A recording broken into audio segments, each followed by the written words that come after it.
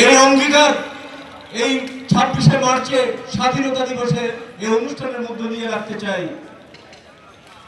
একটা স্বৈরাচারী ফ্যাসিস্ট সরকারকে আমরা পরাভূত করেছি, জনগণের ভোটে আরেকটি সরকার নির্বাচিত হয়েছে। আমরা দেখতে চাই এই সরকার জনগণের যে অভিপ্রায়, সেই অভিপ্রায় বাস্তবায়নে উদ্যোগী ভূমিকা পালন করবেন। যে কারণে আমরা স্বৈরাচারী সরকারকে স্বৈরাচার বলে অভিযুক্ত করেছি, ফ্যাসিবাদ বলে অভিযুক্ত করেছি। সেই একই ঘটনার পুনরাবৃত্তি এই সরকার করবে, সেটা আমরা চাই না। আমরা চাই এই সরকার জনগণের মুখের দিকে তাকিয়ে সিদ্ধান্ত নেবে। সে কারণে আমরা আজকে এই অঙ্গীকার করছি যে এই গণতান্ত্রিক সাংস্কৃতিক ঐক্য কখনো শাসকদের তোষামোদী করবে না, শাসকদের দালাল হয়ে কাজ করবে না। সাংস্কৃতিক ক্ষেত্রে আমরা জনগণের হয়ে কথা বলবো, সাধারণ জনগণের হয়ে, নিপীড়িত নির্যাতিত জনগণের হয়ে এবং বিশেষ করে শ্রমজীবী জনগণের হয়ে আমরা কথা বলবো। আমরা গান করব, আমরা নাটক করব এবং কবিতা আবৃত্তি করব এবং আমাদের সমস্ত শিল্পযোগ্য, আমাদের সমস্ত কর্মযোগ্য আমরা জনগণকে উৎসর্গিত করব। সেই অঙ্গীকার আজকে আমরা এই 26শে মার্চের এই অনুষ্ঠানের মধ্যে দিয়ে করতে চাই। প্রিয় বন্ধুরা, আমাদের অনেক মুজাহিদুল ইসলাম সেলিম সামান্য বলেছেন যে একটা ভয়াবহ বিপদ বাংলাদেশের সামনে উপস্থিত হয়েছে।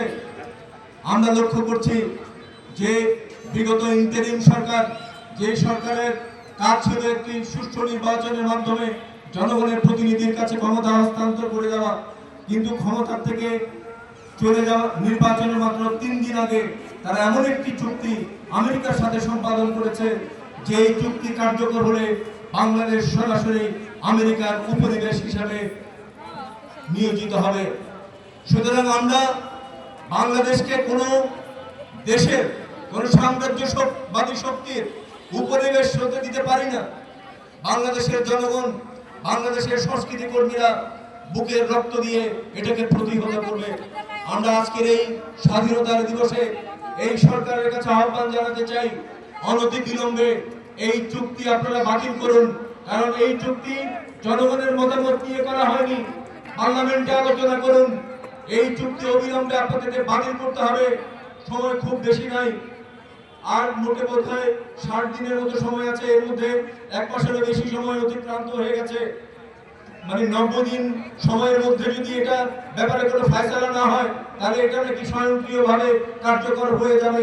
সুতরাং আমরা সরকারকে বলছি, আমরা এখানে উচ্চারণ করতে চাই এবং আপনাদেরকে, যারা এখানে উপস্থিত আছেন এবং যারা আমাদের অনুষ্ঠান শুনছেন বা এখানে বাইরে যারা আছেন, তাদের কাছেও আমরা এই আহ্বান জানাতে চাই যে আসুন আমরা এই গোলামীর চুক্তির বিরুদ্ধে, দেশ বিরোধী চুক্তির বিরুদ্ধে আমরা প্রতিবাদী হই এবং সোচ্চার প্রতিবাদে একতাবদ্ধ হয়ে আন্দোলন গড়ে তুলি।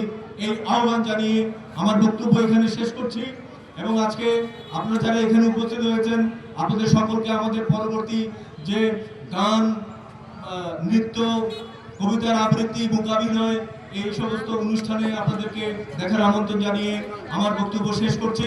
আপনাদের সকলকে ধন্যবাদ।